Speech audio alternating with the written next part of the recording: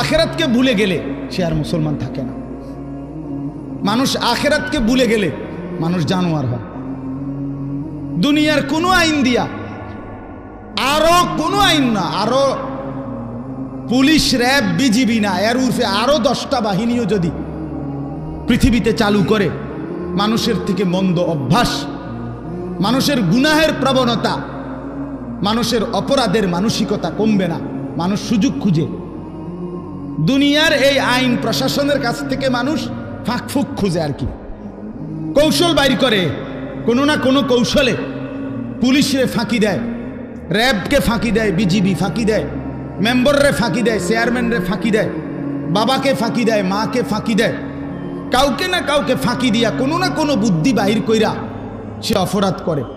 কিন্তু যার কলিজার ভিতরে আল্লাহর সামনে দাঁড়াইবার অনুভূতি, আখেরাত, পরকাল, নিজের বিচার, নিজের হিসাব, যে এ কথা দিল দিয়া বুঝে যে আমার 1 সেকেন্ড আল্লাহর আড়ালে না, আমার প্রতি নিঃশ্বাসের হিসাব দিতে হবে, প্রতি সেকেন্ডের হিসাব দিতে হবে, আল্লাহর কসম, এই আখেরাতের বিশ্বাস যার কলিজায় যতটা মজবুত হয়ে বসে, তো ততটাই তার অপরাধ কমে যায়, আল্লাহর বন্দেগী বেড়ে যায়।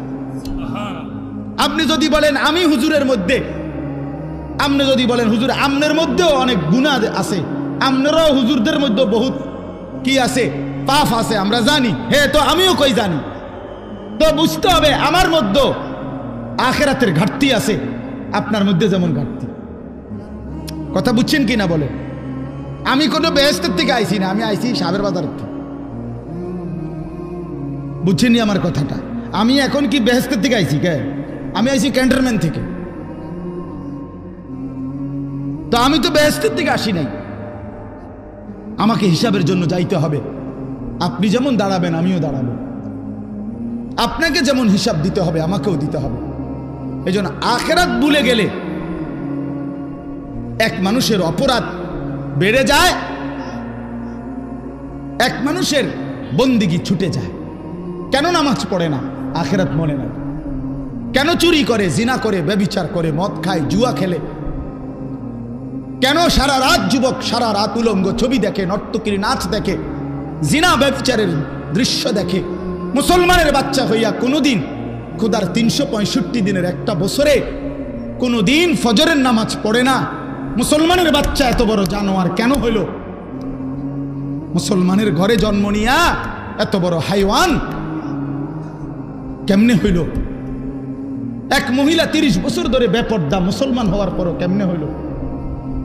একজন মুসলমান হওয়ার পরে 30টা বছর ধরে সে কেমনে সুদ খায়, কিস্তি নেয়, এত মিথ্যা কথা, এত গালিগালাজ কেমনে করে? 60টা বছর হইয়া গেছে, বুড়া মিয়া এখনো বিড়ি খায় কেমনে? 60 বছর বয়স, এখনো সাদওয়ানে বৈশা টেলিভিশনে নর্তকীর নাচ দেখে কেমনে? কারণ আখেরাত ভুলে গেছে। কি ভুলে গেছে বলেন না কেন? অথবা আখেরাত মনে আছে, তবে আখেরাতকে সামান্য কিছু মনে করছে। এই মনে ঘন্টা 2-1 একটা বিষয়, হয়তো 2টা থাপড় চটকনা দিয়া, বুঝেন না কথা, 2-1টা থাপ্পড় টাপ্পড় দিয়ে মনে কি করে দিব, ছেড়ে দিব। অথচ বিষয়টা তো এমন না। আল্লাহ তাআলা কোরআনে বলছে হাসরের ময়দানের একদিন, এক এক দিন, প্রতিদিন এক এক দিন 50,000 বছর। কোরআন শরীফের আয়াত, এটা কোনো হুজুরের ব্যাখ্যা না, ডাইরেক্ট কোরআনের আয়াত।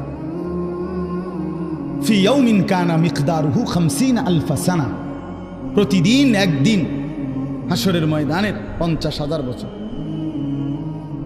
50,000 বছর একটা প্রচন্ড গরমের জায়গার মধ্যে আপনারই যদি 4টা ঘন্টা 5টা ঘন্টা, চারিদিকে কোনো দরজা নাই, জানালা নাই, পুরা গরমের মধ্যে, এই প্রচন্ড গরমের সিজনে যদি বসায় রাখে 10টা ঘন্টা, আপনি তো পাগল হয়ে যাবেন। আপনি তো গরমে পাগল হয়ে যাবেন। তো 50,000 বছর একদিনে মাথার উপরে সূর্যটা থাকলে দোস্ত আমার কি হবে অবস্থা? পায়ের নিচের জমিন তামার মতো হলে কি হবে? আল্লাহ নবী সাল্লাল্লাহু আলাইহি সাল্লাম বলছেন, উম্মত 1 সেকেন্ডের জন্য এই এক পাও রাখতে যেটুকু জায়গা পায়ের তালু, এতটুকু জায়গার অতিরিক্ত কাউকে এক সুতা জায়গা বেশতি দেওয়া হবে না। মাউদাউ কাদামিন, শুধু পাও রাখবার জায়গাটাই হাসরের ময়দানে মিলবে। ডানে বামে সামনে পিছনে আর আগাইতেও পারবে না, পিছাইতেও পারবে না, এবং এক সেকেন্ডের জন্য বসতে পারবে না। ইয়াউমা ইয়াকুমুন নাসু লিরাব্বিল আলামিন, দাঁড়িয়ে থাকতে হবে। মাথার উপরে সূর্য থাকবে, পায়ের নিচে জমিন তামার মতো, নড়াচড়ারও কোনো ডান বাম করার সুযোগ নাই। জাহান্নাম সামনে, ওয়াজি ইয়াউমা ইদিম বিজাহান্নাম। কোরআন শরীফ আল্লাহ বলছে হাসরের ময়দানে জাহান্নামকে সকলের সামনে এনে দাঁড় করানো হবে, জাহান্নামকে দেখবে। এই অবস্থায় কেমন হবে হালাত?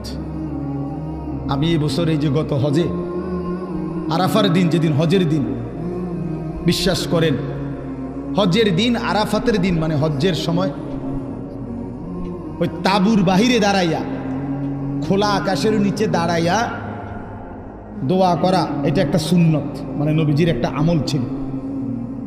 নবীজি আরাফার দিন হজের দিন তাবুত থেকে সইরা আলগা হইয়া খালি আকাশের নিচে দোয়া করছেন লম্বা সময়। এই আমলটা করার জন্য বিশেষ করে এই বছরের হজে 2-3 বাইর হইছি। এই কদ্দুর 2টা মিনিটও বিশ্বাস করেন মনে হচ্ছে যেন আগুনের গোলা মারতে আছে শরীরে। গরম কাহাকে বলে, একেবারে পুড়ে গেছে পাউডা পুইরা। আমি বাড়িতে আসার পরও তো প্রায় 15-20 দিন আমার হাতের কোনো শোধ আসিল, এত গরম ছিল এবছর। তো অথচ আমরা সবাই বৈজ্ঞানিক গবেষণা কি যেন আমাদের থেকে সূর্য কত দূরে, কত জি আচ্ছা এই ধরেন না যে দূর দূরে, এই 2,86,000 কণ আর 30 লক্ষ মাইল দূরে কণ, যাই বলেন অনেক দূরে কিনা বলেন না, এই লক্ষ লক্ষ মাইল দূরে সূর্যের তাপে যদি এই অবস্থা হয়, তো মাথার উপরের সূর্যের কি অবস্থা? কেন নামাজ পড়ো না ভাইয়া? এই বাপ মুসলমানের বাচ্চা, কেন নামাজ পড়ো না? ছেলেরা আমার কেন নামাজ পড়ো? কেন নামাজ পড়ো? মালিক আর কেমনে বললে নামাজ পড়তে? রাসূলুল্লাহ সাল্লাল্লাহু আলাইহি ওয়াসাল্লাম হাসরের ময়দানে জিজ্ঞাসা করবে, উম্মত পিঠটা তায়েফের পাথরের আঘাতে চাল্লির মতো ছিদ্র বানায় ফেলছিলাম, ক্ষুধার কষ্টে পেটে পাথর বাঁধছিলাম, 3 মাস আমার ঘরের চুলায় আগুন জ্বলে নাই, আমি উম্মত দান দান শহীদ করে রক্তে ভাসে গেছি, 23টা বছর আমি কোনোদিন ঠিক মতো ঘুমাই নাই, এত কাঁদলাম, এত রক্ত ঝরাইলাম, বিনিময়ে তোর কলজাটা নরম করতে পারলাম না, তোর দিলটা নরম করতে পারলাম না উম্মত। আমি আর কত কাঁদলে তুই আমার কথা শুনতাম? আমি আর কত রক্ত ঝরাইলে আমি নবীর কথা মনে পড়তো? বলেন কি বলবেন ভাই, বলেন কি জবাব হতে পারে তখন? আল্লাহ আল্লাহ আমাদেরকে বুঝ দান করেন। এজন্য চলেন আমরা, আল্লাহ তাআলা আমাদেরকে বলছে, বান্দা তুমি জান্নাতে যাইতে হইলে তাকওয়া অর্জন করতে হবে। ঈমান তোমারে আমি এমনিই দিলাম, জন্মসূত্রেই মায়ের পেট থেকে বের হইছ, সাথে আমি ঈমানের দৌলত আমি তোমারে দিয়া দিছিলাম। মুসলমান মায়ের ঘরে জন্ম দিয়া ঈমান আমি তোমারে এমনিই দিছি, সর্বশ্রেষ্ঠ সম্পদ আমি এমনিই দিলাম।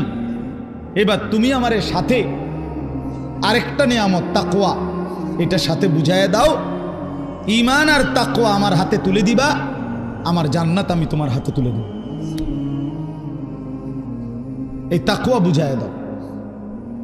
ঈমানের পরে প্রত্যেকটা মুমিনের কাছে, মুসলমানের কাছে আল্লাহর পাকের চাওয়া তাকওয়া।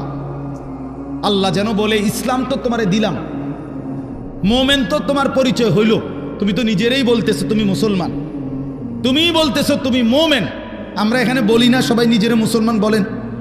ওরে ভাই বলেন না, ছেলেরা বলো ভাই। এই পরিচয়ে কোনো অতৃপ্তি বা অসন্তুষ্টি আছে কারো? তাইলে আমরা আলহামদুলিল্লাহ এই ব্যাপারে আমরা সন্তুষ্ট যে আমি মুসলমান, আমি মুসলমান। তো আল্লাহ তাআলা বলেন মুসলমানের পরিচয় তো তোমারে আমি দিলামই, এটা তো আমিই দিছি। তোমার কোনো যোগ্যতা নাই, তোমার বাবা মারও কোনো যোগ্যতা নাই। আমি কেন আমার বাপ মার ঘরে জন্ম নিলাম? এটা কি আমার বাপ মায়ের কোনো যোগ্যতা? আমি কেন মুসলমানের ঘরে জন্ম নিলাম? ওই লোকটা কেন হিন্দুর ঘরে জন্ম নিল? এর মধ্যে আমাদের কোনো সফলতা ব্যর্থতার কিছু আছে? না, আল্লাহর দয়া, আল্লাহর দয়া। তো আল্লাহ তাআলা বলেন ঈমান তো আমি দিলামই, ইসলাম আমি দিলাম, এবার তুমি তাকওয়া অবলম্বন করো। ইয়া আইয়ুহাল্লাযীনা আমানুত্তাকুল্লাহ, হে ঈমানদারগণ, ইত্তাকুল্লাহ, তাকওয়া অবলম্বন করো, তাকওয়া অবলম্বন করো, তাকওয়া অবলম্বন করো। বারবার বারবার বারবার তাকওয়া বুঝাইয়া দিবা, আমি অনন্তকালের জান্নাত বুঝাইয়া দিব। তাকওয়া কি? আল্লাহকে তাকওয়া দিতে বলছে আল্লাহ আমাদেরকে। আমরা মুসলমান, আমাদেরকে আল্লাহর সামনে তাকওয়া দিতে হবে বুঝাইয়া। তাকওয়া কি? দুই জিনিস, এক তারকুল মুনকারাত, দুই ফি'লুল খায়রাত, সমস্ত গুনাহ ছেড়ে দেওয়া, সমস্ত আমল করতে থাকা। আল্লাহ তাআলা বলছেন গুনাহ ছেড়ে দাও, বন্দিগিতে লেগে যাও, আমার হুকুম পালন করো, আমার নিষেধ বর্জন করো। আমার হুকুম, আমার রসুলের হুকুম যা তা আমারই হুকুম, আমার রসুলের নিষেধ যা তা আমারই নিষেধ। কারণ নবী সাল্লাল্লাহু আলাইহি সাল্লাম নিজের থেকে কিছুই বলেন নাই, করতেও বলেন নাই, ছাড়তেও বলেন নাই। কথা বলেন না কেন? নবী যা করতে বলছেন তাও আল্লাহর পক্ষ থেকে, যা ছাড়তে বলছেন তাও কার পক্ষ থেকে? আল্লাহর পক্ষ থেকে। তাহলে আল্লাহ এবং তার রসুলের হুকুম এটা বললে যেই কথা, আপনি আল্লাহর হুকুম বললেও নবীজির কথা অন্তর্ভুক্ত। কারণ আল্লাহর হুকুম, আল্লাহর যাবতীয় কথা, কোরআনের প্রতি অক্ষর এই পৃথিবীবাসী রাসূলুল্লাহ সাল্লাল্লাহু আলাইহি সাল্লামের জবান ছাড়া আর কারো কণ্ঠে শুনে নাই। কথা বলেন, কোরআন শরীফের একটি অক্ষরও পৃথিবীবাসী অন্য কারো মুখ দিয়া প্রথম শুনে নাই।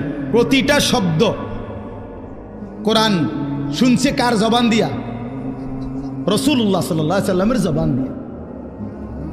নাজিল তো করছেন আল্লাহ, কিন্তু পুরা 30 পারা কোরআন আল্লাহ নবীজির সিনাত নাজিল করছে। এরপরে বলছেন আমনে কোন, আমনে কোন, তো নবীজি শুনাইছে। এজন্য আল্লাহ তাআলা বলেন বান্দার গুনাহ ছেড়ে দাও, নেক আমলে লেগে যাও। তাহলে তাকওয়া বলে গুনাহ বর্জন কর। বাফ কষ্ট হইতেছে আমি জানি, রাত হয়ে গেছে, আমি শেষ করতে চাচ্ছি। আমি আপনাদেরকে বুঝাই, আবারও বলি, মনে কষ্ট নিয়েন না। কোনো মুসলমান নামাজ পড়ে, সে নামাজি। কোনো মুসলমান রোজা রাখে, সে রোজাদার। কোনো মুসলমান হজ করছে, সে হাজি সাহেব। এগুলো ঠিক আছে, কিন্তু কোনো মুসলমান দিনদার, কোনো মুসলমান ফরহেজগার, কোনো মুসলমান আল্লাহওয়ালা, এইটা বলতে হইলে শুধু নামাজ, শুধু রোজা, শুধু যাকাত, শুধু জিকির যথেষ্ট নয়, বরং পুরা দিন মানা জরুরি। প্রতিটা হালাল আপনাকেই মানতে হবে, প্রতিটা হারাম আপনাকেই ছাড়তে হবে।